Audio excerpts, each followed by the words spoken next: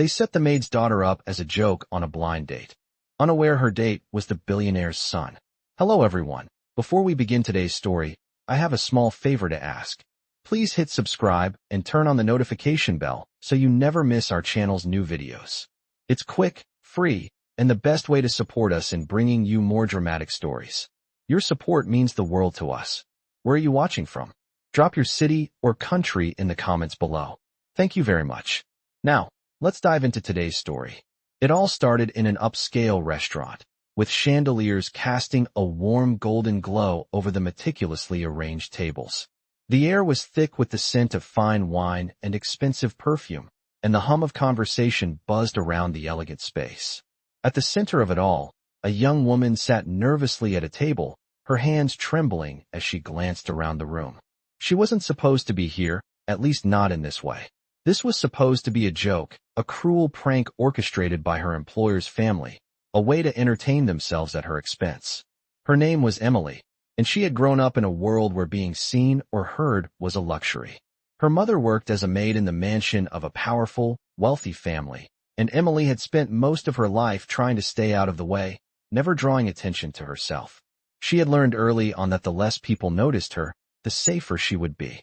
But today, she found herself sitting across from a man she didn't recognize, a man who had no idea who she really was. The blind date was set up as a joke.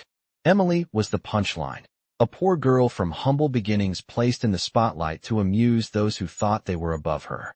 The man across from her, a well-dressed, handsome young man, didn't know anything about her background. He was a billionaire's son, raised in a world of luxury and privilege. He had been told to meet her as part of some game, an arrangement made by his family to amuse themselves. He smirked as he looked at Emily, clearly amused by the situation. He had no idea that Emily wasn't just a maid's daughter. He had no idea that, beneath her quiet exterior, she held talents and abilities that could change everything. Emily could feel the judgment in his eyes, the way he sized her up, assuming she was just another servant in the room. The tension between them was palpable.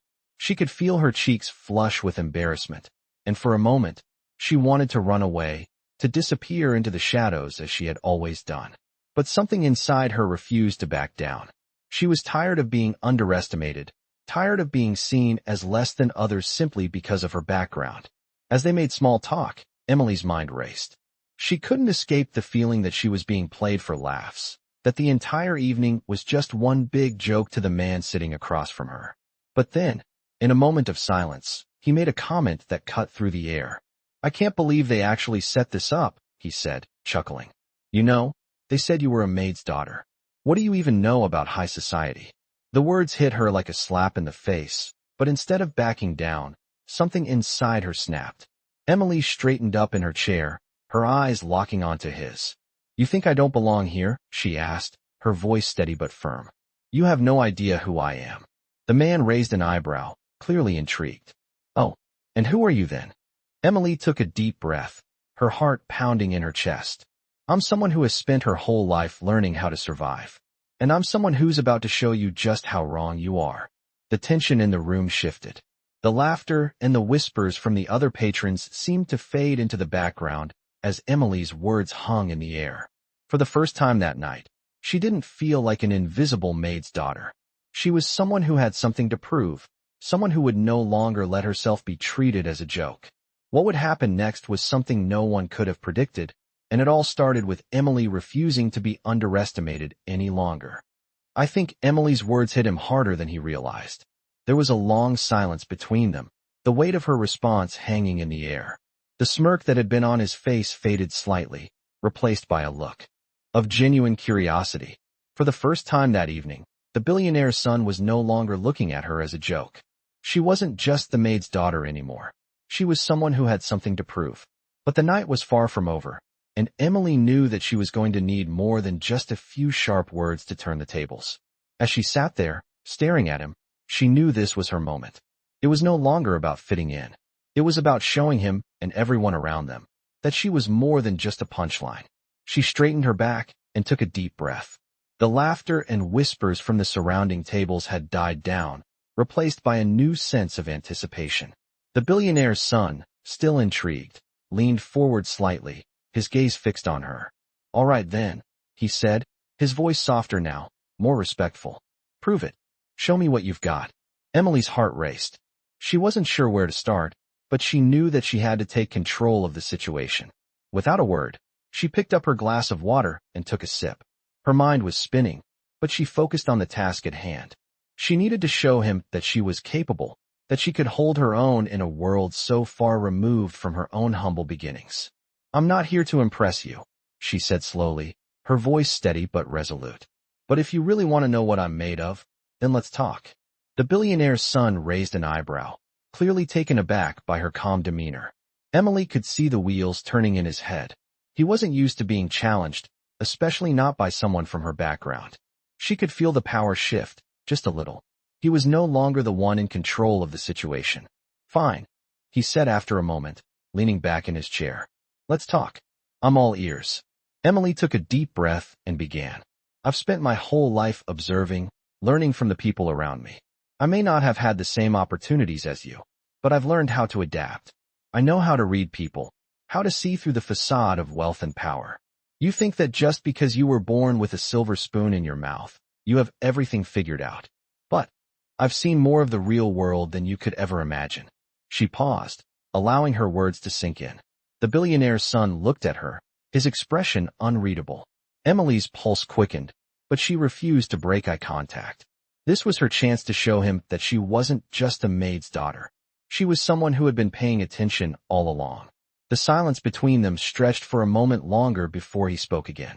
I never thought of it that way, he admitted, his tone shifting. But you're right. I've been so focused on my own world that I never stopped to think about what it's really like outside of it. Emily nodded. She could see the change in him, a shift that made her feel a little more empowered. It's easy to forget, she said, her voice softer now. But it's important to remember that no matter who you are or where you come from, we all have our own strengths, our own value. The billionaire's son sat back in his chair, clearly deep in thought. Emily could feel the weight of the conversation shifting again, but this time, it was in her favor.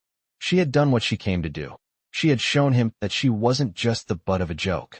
She was a person with depth, with intelligence, with a voice that deserved to be heard. The night wasn't over, but things were definitely different now. The joke was on him, and he wasn't laughing anymore. I could see the shift in his expression. The arrogant smile that had once made her feel small was gone, replaced by a thoughtful look. For a moment, neither of them spoke. The silence between them felt less oppressive now, almost like a quiet understanding had settled in. Emily kept her gaze steady, her nerves calming with each passing second. She could feel the weight of his presence, but it didn't seem as intimidating as it had before. Instead, she felt a sense of empowerment, knowing she had not only stood up for herself, but had also made him rethink everything he thought he knew about the world.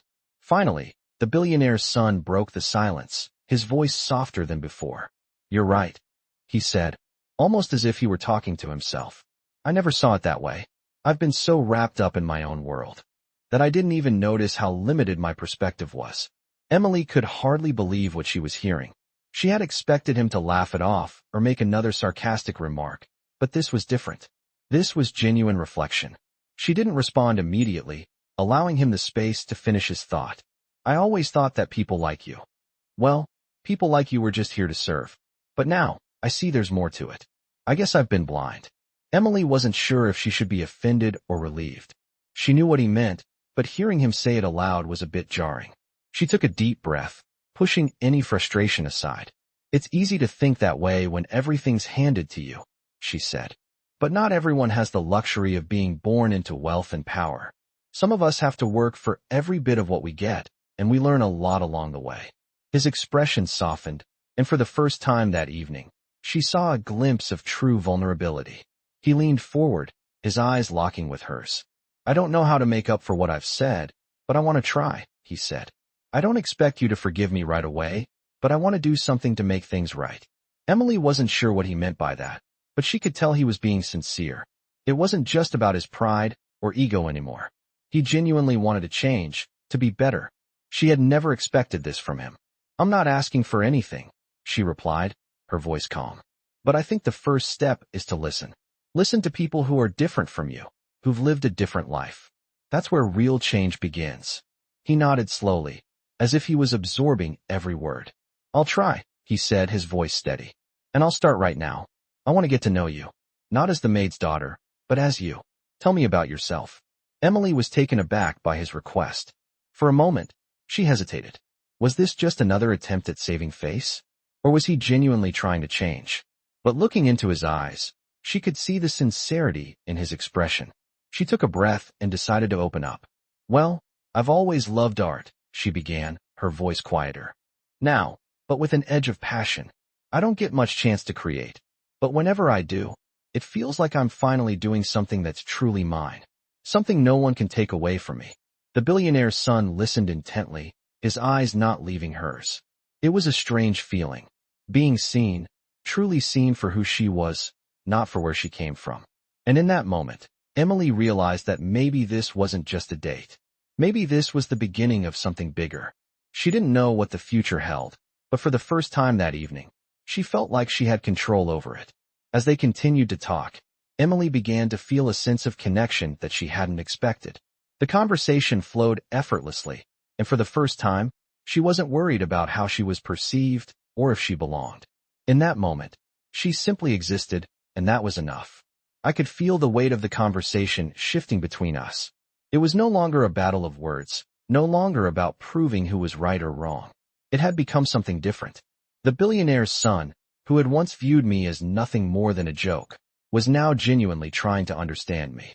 The change in him was subtle but noticeable, and for the first time that night, I felt seen, not as a maid's daughter, not as the punchline of some cruel prank, but as myself. The next few moments were a quiet revelation. We didn't talk about wealth or power or even our differences. We talked about our lives, our passions, our fears, the things that had shaped us. I told him about my love for art, how I had always found solace in creating things, even though I had never had the chance to pursue it the way I wanted. He listened, really listened, without judgment. There was no patronizing tone, no superiority in his voice. He simply wanted to know who I was. You know, he said after a long pause, I've spent my whole life being told what to do, what to think, where to go, who to be. But right now, I feel like I'm actually hearing someone for the first time. I looked at him, surprised by the honesty in his words. He wasn't speaking to impress me. He was speaking from a place of self-awareness. I know what you mean, I replied, feeling the words come easier now. Sometimes it takes someone else's perspective to really make you see things differently.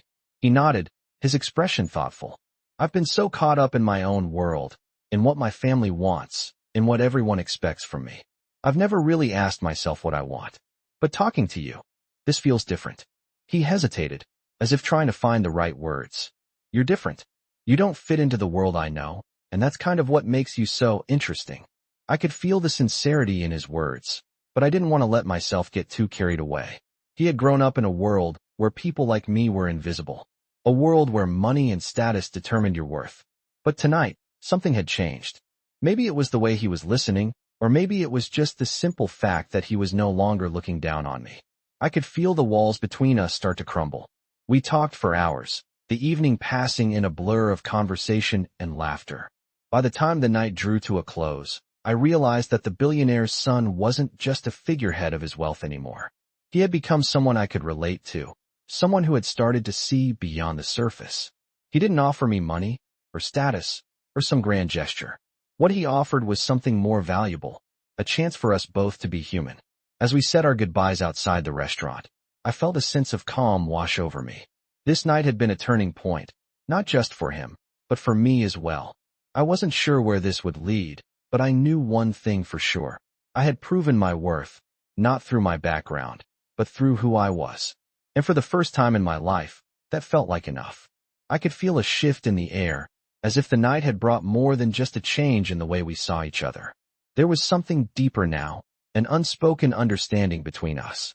I had gone from the maid's daughter, an invisible figure in a world of wealth and privilege, to someone who had finally been heard. And it wasn't just him listening anymore. I had found my voice too.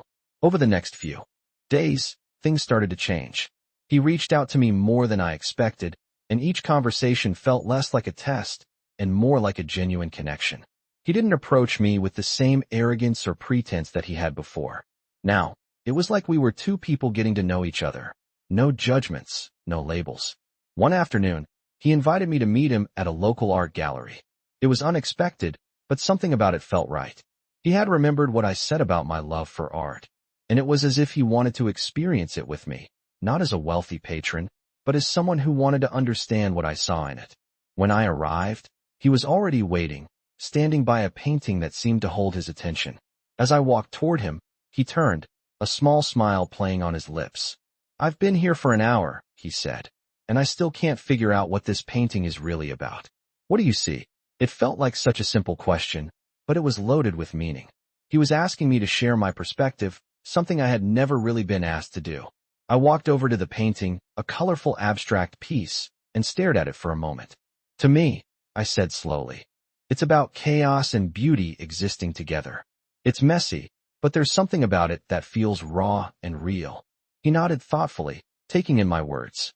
"I get it," he said after a pause. "It's like life, isn't it? You can't really control the mess, but it's still beautiful in its own way." I was surprised by how much sense that made coming from him. He had always lived in a world where everything seemed controlled, calculated, and perfect. But here, in the art, we were both just two people experiencing something that had no right or wrong answer. We were just feeling it, together. As we walked through the rest of the gallery, the conversation flowed easily. We didn't talk about wealth or status anymore. We talked about life, about dreams, about the things we both wanted to do but had never fully pursued. He shared with me how he had always felt trapped by the expectations of his family, and I shared how I had always had to fight for the little things, the things that were supposed to come easily to others. By the end of the day, it felt like we had known each other for much longer than just a few weeks. There was no pretense between us. It was just two people trying to figure out where they fit in the world. When we said goodbye, he looked at me with sincerity in his eyes. "I'm glad we met," he said quietly. "You've made me see things differently, and for that, I'm thankful." I smiled, feeling a warmth in my chest. "Me too," I replied. "It's been a journey, but I think it's just beginning." As I walked away, I realized that I wasn't the same person who had walked into that restaurant weeks ago. I had discovered something important about myself, that I wasn't defined by my past or by other people's expectations. I was defined by who I was, and that was enough. Maybe, just maybe, this story had more to offer than I ever imagined. I could feel the tension in the air as the days passed.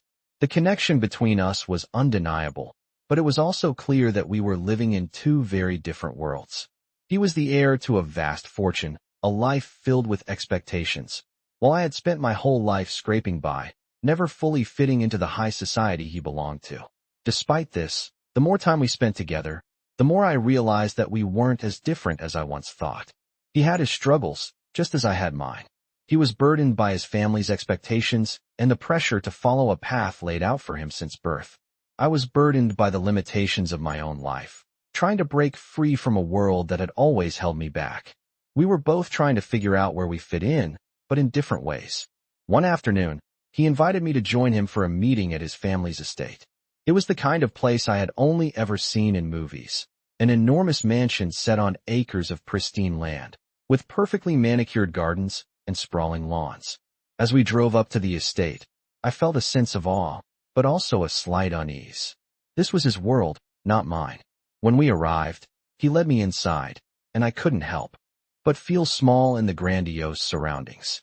The high ceilings, the expensive artwork, the polished marble floors, everything screamed wealth and power. But as we walked through the halls, it was clear that this place didn't hold the same warmth that our recent moments together had. This was a place of business, a place of duty, and I was just a visitor in it. He led me into a large room where several important figures from his family's company were waiting. I immediately felt out of place. The room was filled with executives and advisors, all dressed in sharp suits and discussing figures that went over my head. They all greeted him with respect, and I could see how different he was here, more distant, more controlled.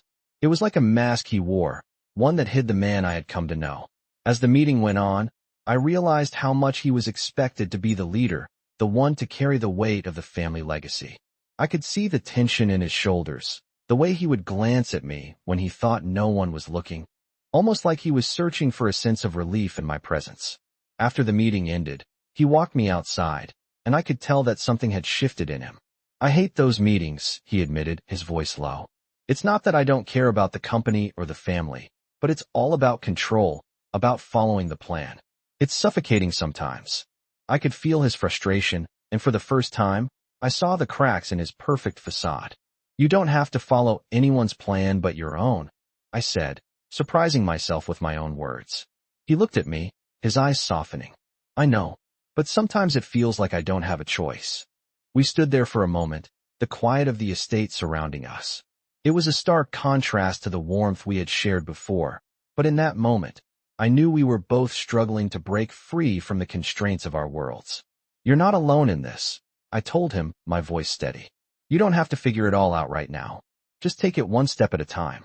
He smiled, a genuine smile, and for the first time, it wasn't forced. Thank you, he said softly. I needed to hear that. As we left the estate, I realized that I had grown in ways I hadn't expected. I was no longer the quiet, invisible girl who had walked into his life weeks ago. I was someone who had something to offer, not just to him, but to myself as well. Our paths were still uncertain, but one thing was clear. We were both on a journey of discovery, and we weren't alone anymore. I could sense that the balance between us was shifting, and with each passing day, it felt like the walls around both of our lives were slowly crumbling.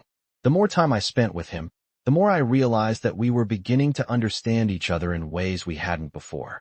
But even with this growing connection, there were still challenges ahead, both internal and external. It wasn't long before those challenges came to a head. One evening, he called me, sounding more serious than usual. Can you meet me tomorrow? He asked. There's something important I need to talk to you about. I agreed without hesitation, but I couldn't help feeling a knot in my stomach. What could it be? The next day, we met at a quiet cafe, a place far removed from the grandeur of his family's estate. As soon as I sat down, I noticed the tension in his posture. His usual easygoing demeanor was replaced with a seriousness that made my heart race.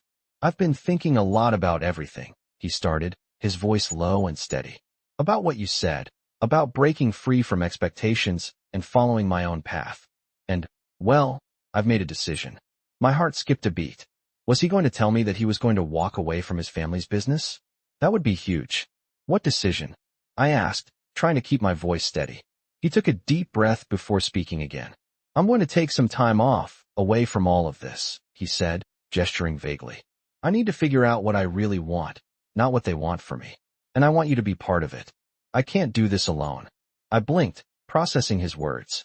This wasn't just about his career or his family anymore. It was about his own personal freedom, and he was asking me to be part of that.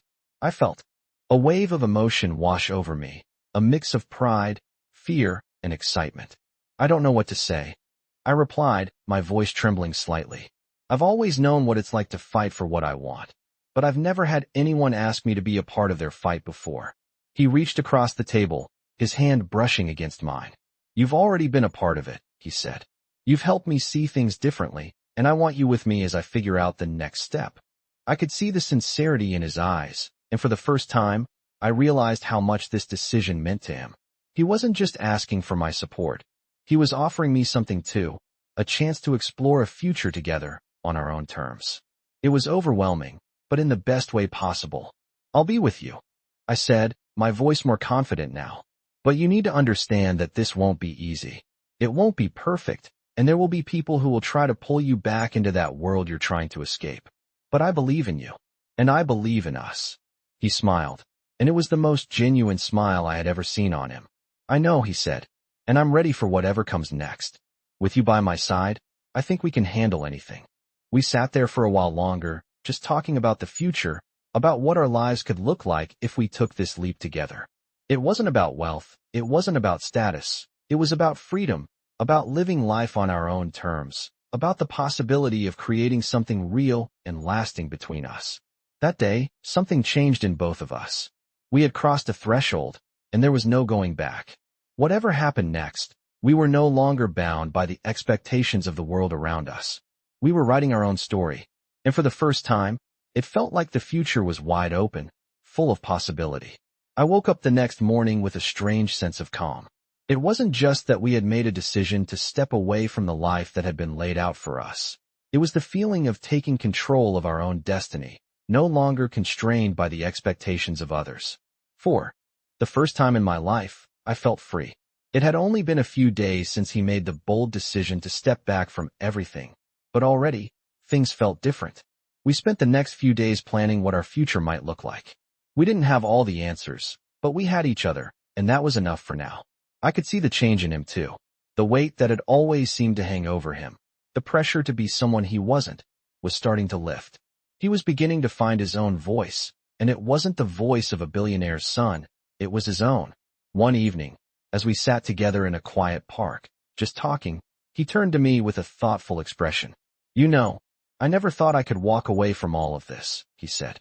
"I always thought I had to follow the path they set for me, but now I realize that I've been living my life for everyone else, not for myself." I looked at him, feeling a warmth in my chest. I had known him for a while now, but this version of him, this free, authentic version, was something new. "It's hard, isn't it?" I replied. "To walk away from everything you've known and start fresh. But sometimes, it's the only way to truly live." He nodded slowly, his eyes meeting mine. "I'm starting to see that now, and I want to do it. I want to build something new, with you, something real." His words made my heart race. I had never imagined that I would be here, in this moment, with him, someone who had everything, yet was willing to give it all up for a chance at something more meaningful. And it wasn't just about what we could build together. It was about the trust we had developed, the bond that had grown between us. We weren't just two people from different worlds anymore. We were partners, sharing the same vision, the same dreams. The following weeks were filled with uncertainty, but there was also excitement in the unknown. We started making plans, small at first, but big enough to know that we were carving out a path that was uniquely ours. He began distancing himself from the family business, choosing to focus on something he was passionate about, an initiative to support small businesses and entrepreneurs who didn't have the same resources he had grown up with. I could see the fire in his eyes when he talked about it. He was determined to make a difference, to use his position not for personal gain, but to help others. And I was right there beside him, supporting him in any way I could. As the months passed, I saw him transform. The man I had met, the one filled with doubt, burdened by expectations, was gone. In his place was someone who had found his purpose, someone who was finally living life on his own terms. I realized, too, that I was changing. I had never imagined I would have the courage to step into a new life, one without the constant struggle to prove myself. But here I was, living a life that was my own, with him by my side.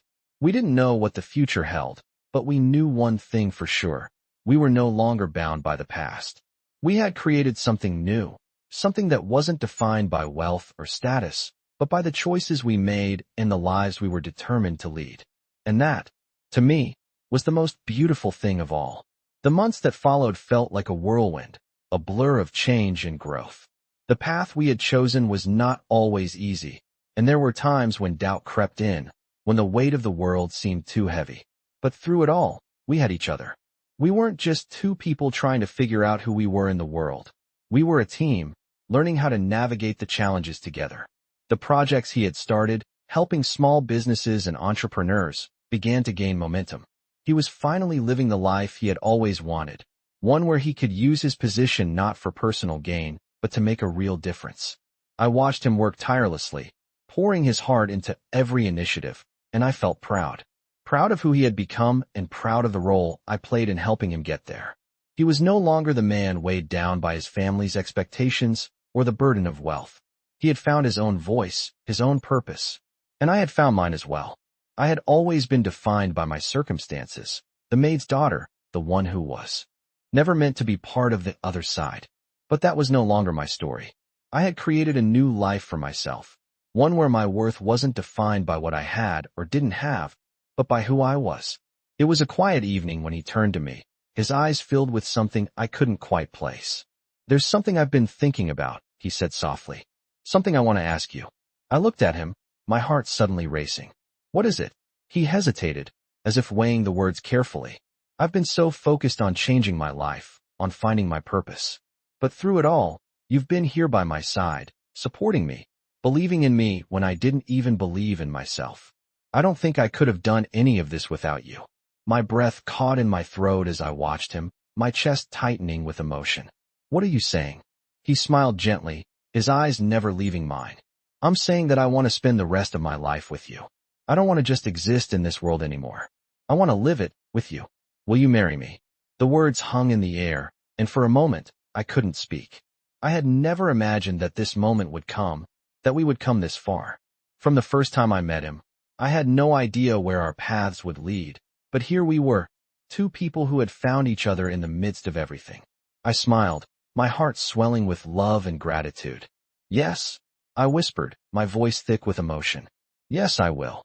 The smile that spread across his face was one of pure happiness, and I knew, in that moment, that our journey was just beginning. We had both come so far, and yet, there was still so much ahead of us. The future was uncertain, but together, we could face anything. We had proven to ourselves, and to each other, that it wasn't where you came from that mattered, it was where you were going. And with that, we stepped into the next chapter of our lives, hand in hand, ready to build the future we had always dreamed of, together.